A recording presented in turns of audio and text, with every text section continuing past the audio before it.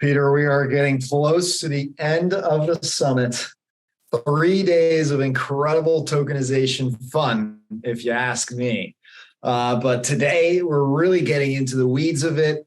Hopefully you've already learned a lot. I thought that was a great set of sessions that we just followed on with. We're covering the legal, we're covering how to evaluate blockchains, as we've pointed out. We're getting to our journey now regarding distribution and marketing, which we're going to follow and end on with liquidity.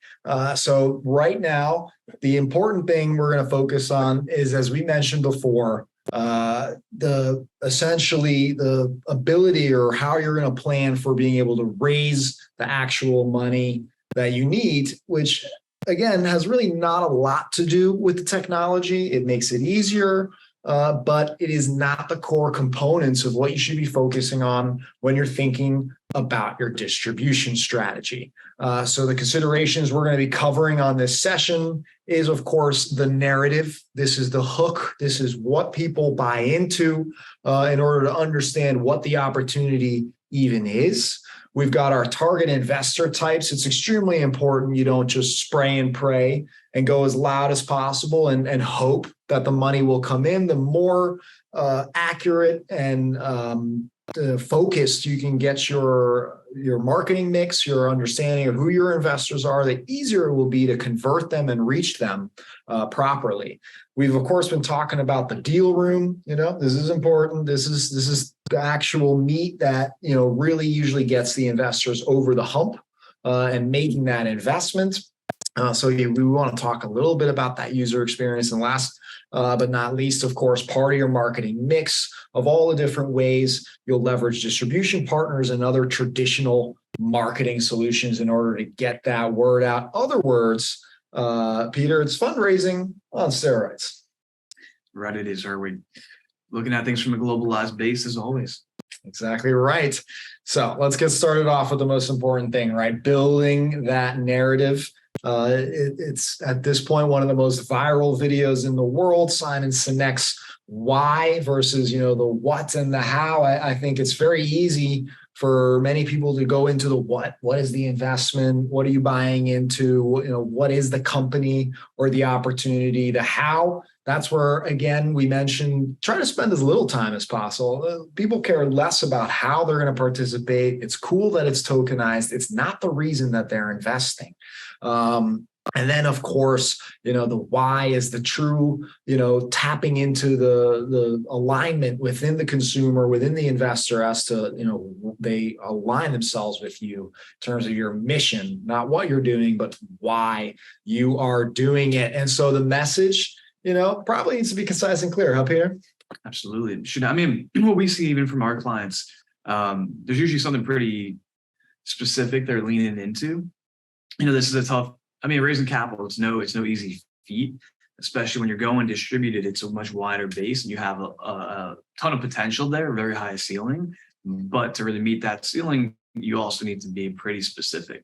So it's tough to kind of see, I don't want to say commoditized investments, but let's say you're in something like, you're in the real estate space. You should have some niche or theme that really resonates with investors. Otherwise, now you're competing with the entire real estate market in this space, and it's becoming pretty broad, right? It absolutely is. And I think time and time again, we know people have a vision. Our clients, they come in with a specific mindset. And many times it may be extremely clear to the visionary, but it's not so clear when they try to translate that vision to others. And this is where that narrative comes to being able to take that elevator pitch and really make it digestible to the point where you can understand it in an ad, right? The idea that I can be online, I can see an advertisement for an opportunity. Why am I going to click on that? This is a whole new way of thinking about raising capital. Beyond, of course, trying to make a very clear message that will bring in the investor and make them understand why you're doing this. You want to also focus on the traction. This is something that is time and time again proven in traditional markets. I think it was really illustrated in the crypto markets, and it applies all the same here as well, which is you don't want to be going into this thing cold. You don't want to be, telling people they're going to be the first investor unless there's a really good reason why they want to be that first investor. Because when it comes to raising capital in a transparent manner like this, whether it's an IPO, a traditional private placement, an ICO, as we saw in the crypto days, the traction is everything. You want to do everything you can in your possible so that when you go live, you are going to be building into or already have traction for your fundraise. There's a known fundraising statistic that came out of the crowdfunding days that basically said that, you really should always target roughly 80% of your goal as your target. Why? Because if 100% of your goal, which let's call it is 10 million, you're going to struggle to reach that 10 million versus if you reach 5 or 6 right away, you already say that you hit your goal and now you're oversubscribing. And that's an entire different narrative to the investor as, oh, they're halfway there versus, wow, they've already done it and I still have an opportunity to participate. So, engineering that traction, making sure that people can see that progress. It's one of the benefits of transparency with tokenization, that you can actually see a progress bar, the success of a raise, other engagement by other investors. And I'll go beyond that, which you want to, don't just want to have traction for your fundraise, but you need to have your KPIs down. Traction in the actual business, right? What are your key performance indicators that if you're talking to me for 1 minute, you've got 20 seconds to tell me why and what I'm investing in, 20 seconds to tell me the traction, and you got 20 seconds to explain to me not just the traction with the raise, but the traction with the business itself. And these are usually key KPIs that anyone can resonate with. For technology, often it's the growth of the user base, or for traditional businesses, the growth of revenue.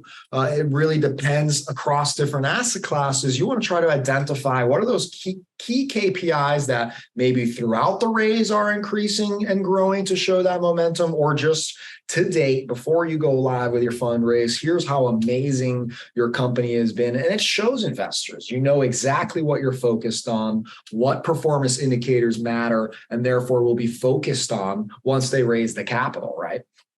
Very well said. Yeah, I think I'll end it there with just saying that, again, this is easily one of the most challenging components. Many people came into this space thinking that tokenization could be that solution to raising capital. It is not.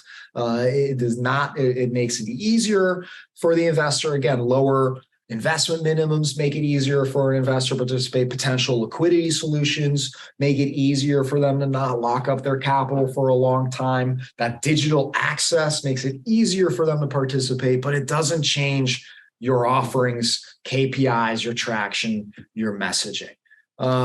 Moving on from the narrative, the narrative won't resonate if you don't have the right investors, right? So let's talk about some of the different personas and the different types of investors, Peter, that you've seen enter into this space and participate. And it's a bit of a loaded question because everybody should know by now, tokenization is pretty much across the board. It definitely is. I think something we've seen, family offices are a pretty good target. I won't say target like that, but pretty good lead, if you will, depending on the focus, the asset class, just kind of given their constraints or lack thereof. Extremely flexible, and usually, at least what we see, family offices want to kind of be ahead of the curve. They don't always want to play catch up. And, as things become a bit more comparative between family offices and VCs, they do want to kind of get on that up and up, start competing a bit more heavily in that regard. So I think their family offices are pretty receptive to tokenized offerings, either as issuers, which we're not really talking about here, but as issuers, and also potential investors. We've kind of seen that firsthand, in fact, and that would go alongside, you could say, the kind of lower level angel investors. And again, it really comes down, if you guys remember the earlier panel we were hosting, on the legal side. And are you going direct to retail, or are you going to retail, or are you going to accreds, are you going to institutional investors? And what's really cool about even tokenization, you could have multiple tranches. So to Herwig's point here, different personas, different investors, different tools. You could have multiple tranches that have different targets based on the crowd you're looking at. It'll be a different game going to one of the top 10 asset managers, or different RIAs who have certain lockups needed, who have certain controls, certain operational, metrics and whatever that they need to check out first versus going to the average Joe on the street, not on the street, but, through a portal, even bringing angels and family offices into that similar round. So it's kind of I think that's well put. The reality is I think you illustrated it perfectly. You can't just sort of pick one and say, this is it. There are so many different options. You really have to take the time to review who you think will be the best susceptible to you. And to your point again, you may want to consider multiple tranches. You're not going to go to the world's largest asset managers and venture funds first, right? You're going to want to try to get some initial traction with some angels or some other capacity so that when you go to those people, not only do you have that traction and KPIs, you also have some leverage, right? That it's like, look, we are raising capital. We don't necessarily need you. That is one of the beautiful things that I think comes to the table from tokenization is unlike traditional markets and even in investment banking, it's a club, and you need to penetrate into that club. And a lot of the times, like the VCs, they all know each other, so they take advantage of being in a club and can use that against you. Whereas if you create this mechanism where first come, first serve, anybody that qualifies can invest, you're putting a time pressure, you're putting a clock on anyone that you're talking to, and you're not necessarily treating them that much differently because you don't necessarily care where the money comes from, unless it's a strategic investor, in which case, for sure, you may throw in some extra incentives and things like that. So, again, really understand who it is that you're trying to reach and in what stage of your offering so that you can identify exactly who they are, how to reach them, where they are. Angels will obviously be living in angel groups and be typically predisposed to technology and other type companies, but there is a huge accredited investor universe of real estate investors on crowdfunding platforms and other places. That's an entirely different type of investor, despite them both being in that accredited bucket. And you're going to reach those investors in a very different way, even more nuanced. If those real estate investors you're looking for big tickets, or if you're looking for a lot of small tickets, the way you're going to reach those people is going to be very, very different. Moving on, we now have an idea of what you need to cover and how to reach them. But at the end of the day, you can bring them to the table, but it won't matter if you don't have a proper deal room, a complete deal room, as we like to say. It is one of those things that investors absolutely not only use to actually do due diligence, but it shows them a lot about how strong of an operator you are, how transparent you're going to be, how organized you're going to be. And in the typical world where this used to be a folder of documents or a business plan, it's now evolved to use storage solutions. So now we can at least have a bunch of PDFs that we can share in one zip, if you will, or on a Dropbox folder. But now we have graduated to the world where instead of just receiving a box, if you will, or a folder of information, we've now made this a marketing tool, right? If you go to any crowdfunding page, if you go to many of the tokenization platforms and marketplaces that we've talked about throughout the conference, you'll see that they all have a design to standardize, making it easier for investors to go through deals on their platform so they know, oh, I can click here to see the employment agreements, or I can click here to see what business sales agreements that they've signed. I can click here to go to the pitch deck and see the video. I can contact them here. This is something that is new. That was before ad hoc, different with each individual deal. The way Peter prepares his deal room might be very different than the way that I do that. And now tools are making it easier to standardize this and make it easier for investors to not only actually see the information, but it actually may be more designed and user experience wise to help guide the investor towards an investment. You might have had an investor come to your deal room, love everything that they do, but boy, if you structured and set it up so that it's complicated for them to make the next step and invest, you may very well lose them at that point, right? Mm-hmm, absolutely. Anything you want to add here? No, the standardization is there's kind of what's happening. Just in a lot of digital deal rooms are coming up on across any asset class, institutional level, retail level, but standardizing it is kind of where we're headed. Exactly. And I think you're going to see it standardized, like you said earlier, I think in very different specific asset classes. Again, why it would pain you to go and seek out the right partners for your I think deal. what's also interesting here, and this is kind of an aside, but even as you look beyond the primary fundraise in the deal room, obviously there's ongoing reporting, right? There's ongoing assessments and whatever that you have to share, that you should share with investors, depending on what you're doing. And a lot of the tools we've talked about Invenium, we've talked about different issuance platforms, brokers, anything on chain data wise, is really where that also comes to play, kind of a tertiary role. Reporting, instead of having, as you scale your operations as a company, instead of having your back office have to gather all these docs for LPs and investors, which could be thousands of them in this case, you're just drawing data from the most recent change. I think that's a really valid point beyond that of, well, I can take your word on it on paper. Yep. But again, leveraging technology and partners like this, I won't have to directly take your word for it. You can go ahead and bring in third parties that can validate that data so that I'm not just taking a risk about what you're saying for face value. I actually know, oh, wow, this was appraised at this rate, or, oh, someone checked their financials or went to their offices. You get the idea, right?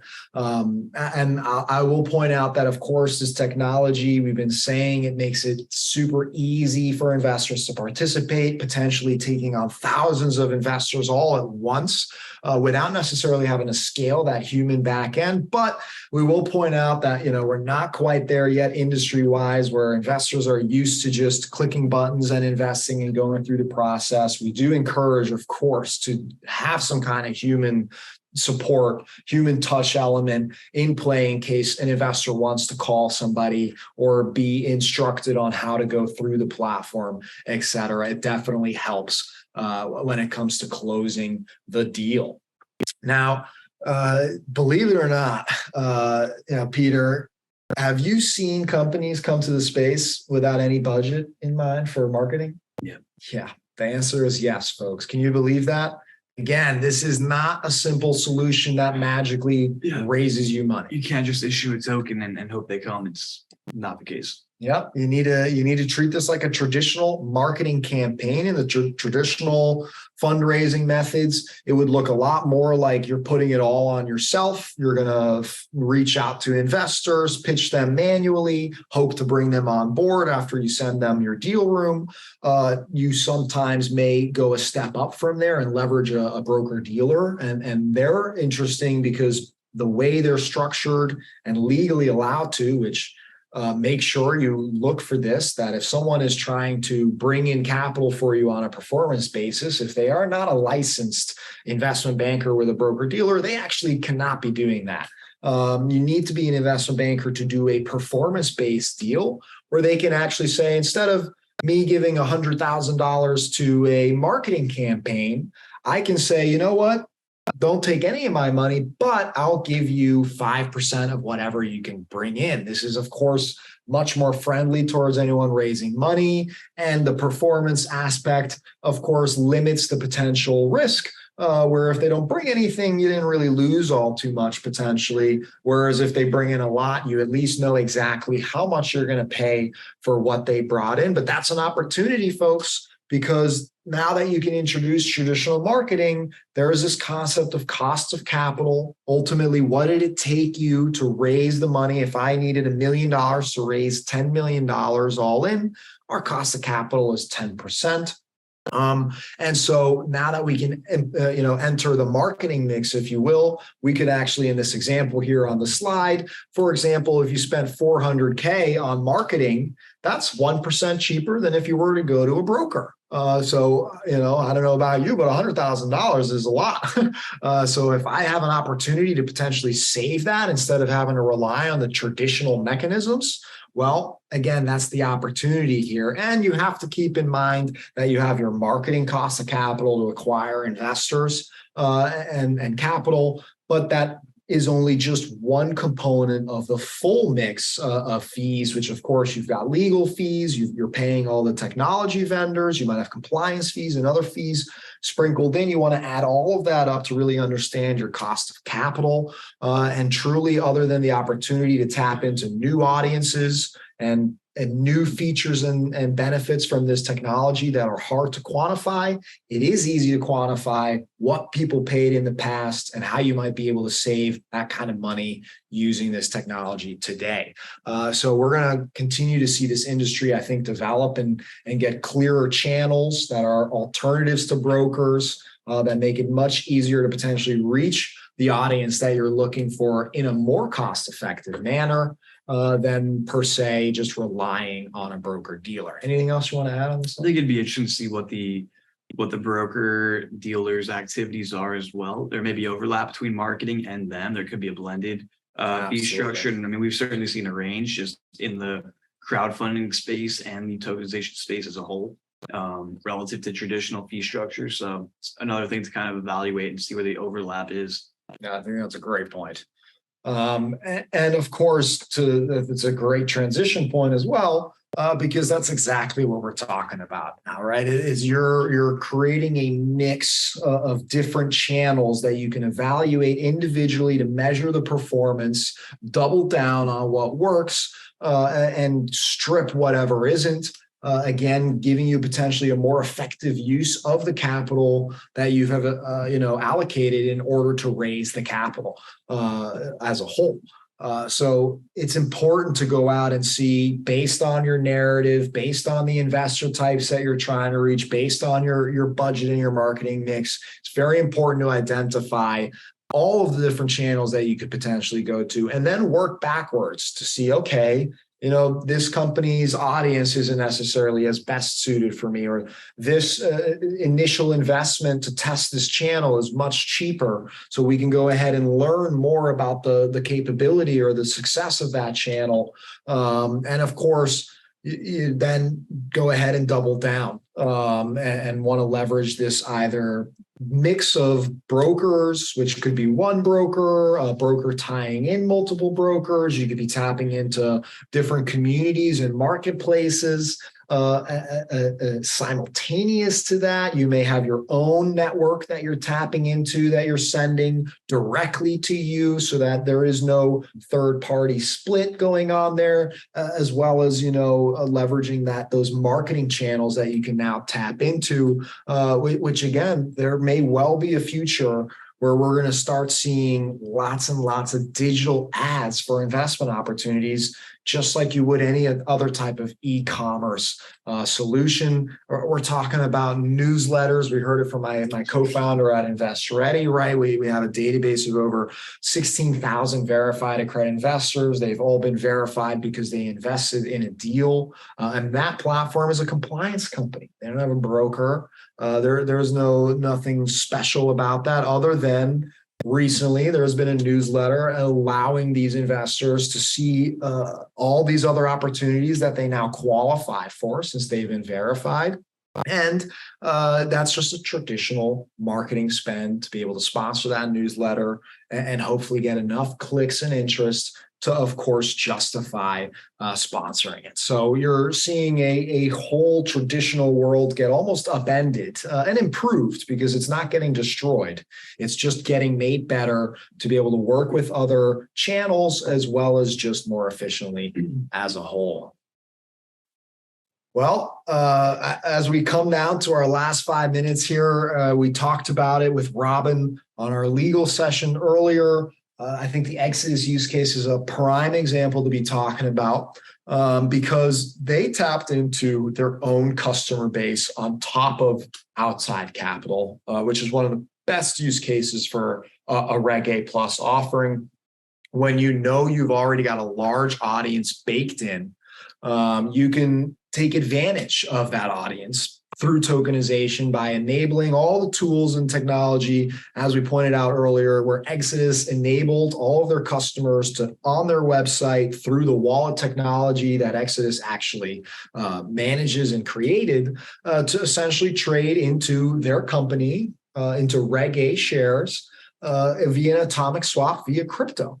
Which is pretty fascinating because they built a whole user base that they now, instead of going to traditional VCs and such, they managed to raise from them as well. Now, I don't know the full makeup and mix of how much they raised between retail and institutional, because I do know that they also received capital from some institutional investors and some VC types. So therefore, they did not have to sacrifice one or the other.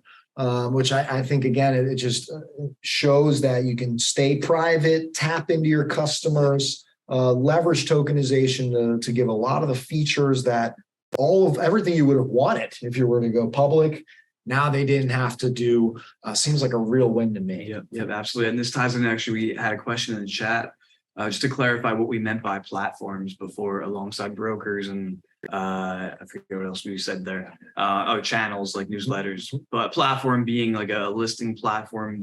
A lot of them actually are brokers themselves. Some are funding portals, basically a lightweight broker dealer for retail offerings. I think Reg CF and Reg A, but not necessarily brokers. So they're not actively raising capital or syndicating deals, but allowing you to list compliantly and legally. A lot of it comes down to the activities they're able to do, right? As we heard earlier, Reg CF platforms are only limited to several exemptions. Brokerage platforms, they have a lot more flexibility because they're licensed and regulated, and therefore they're able to do that. But as we saw with the Honeybricks case, that's a great example of a platform that, not a broker, leveraging technology. The way they typically tend to operate is, you're not able to just jump into the website and see all this information. Usually you have to create a relationship with that company, create an account, and then maybe do some kind of verification before you can even see anything. They're all structured slightly differently, but I think the main takeaway is where you used to be relying on brokerage platforms, and there are plenty that are modernizing to accommodate this. You don't necessarily have to rely on that. Cool. Yeah, well, let's go to the next slide. All right. Tell us about the Hamilton Lane use case. Hamilton Lane, yep. So they have a handful of different funds now working with SecuritiZhis, with Figure, with Addix, with Alta over in Singapore. And essentially the whole thesis is just looking at lower subscription amounts, right? And this is something that I like to talk about, especially lately. It starts to make sense. But there's a whole thing about, these funds are still, the ones in Singapore, I believe, are for international accredited investors, which is fine. The ones in the US are for qualified purchasers. So even higher, even wealthier than accreds. So everyone makes the comment, what is this doing for democratization of finance? It's not doing anything. These are still very wealthy groups and professional investment firms that are gaining access. But that's a pretty surface level way to think of it. And if you think the institutions are going to make use of this tech to do kind of lowly raises, it's like there really needs to be some reasoning behind it, right?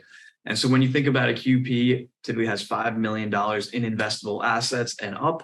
I think the next level is really at 25 million. But if you look at a lot of traditional funds, even in the case of Hamilton Lane and what they've offered traditionally, that minimum buy-in amount, I believe, is anywhere from $1 million to $2 million. So if I'm a qualified purchaser with a $5 million portfolio, I'm expected to put a fifth of that into a single Hamilton Lane fund. Not likely. It's pretty tough, especially if the landscape has changed like it has so wildly the last 18 months, let's call it. And now credit is kind of the flavor of the week, to use that term. Now I have to rebalance my portfolio, and I'm still locked in at a minimum buy-in of $1 million. So either way, I need to sell a solid chunk of my portfolio. Again, it's not going to happen. But maybe I want to hit new allocation targets. Maybe I want even just a quick 2% of my portfolio to be in credit strategies. And this is perfect. And this is not a promo, but just a great example. SecuritiZhis has Hamilton Lane Scope Fund, their senior credit opportunities product right now listed. I think $20,000 minimum buy-ins. Maybe I want to buy 50 or 100 grand of that for my client assets, for my portfolio, whatever. That makes so much sense, and that works right there. And the reason you can do that is because all the lower tickets, thanks to the back office efficiencies. Even if you have 100, 1,000 investors, you're not going to have to hire 10 people in the back office to manage that all. It's all on chain. I think that's an extremely great way to put it. And to even add on to that, There's this concept of diversification in finance. The more you're spread out across different asset classes and markets your portfolio is, the less chance you have the whole thing tanking for one event, right? The ability to tap into lower investment minimums lets you tap into diversification on a larger scale, one that I don't think we've ever even seen before. That Wall Street's going to start taking advantage. It's all about newfound precision. That's how I look at tokenization. That's a great way to put it. Now, again, hopefully that was useful to you. We wish we could keep on going, but now the next topic of liquidity, which I'm sure many of you are eager to get to, is up next. Of course, anytime, come apply at securitytokenadvisors.com so you can talk to Peter or myself, and we can help you out with your tokenization project. See you in the next session.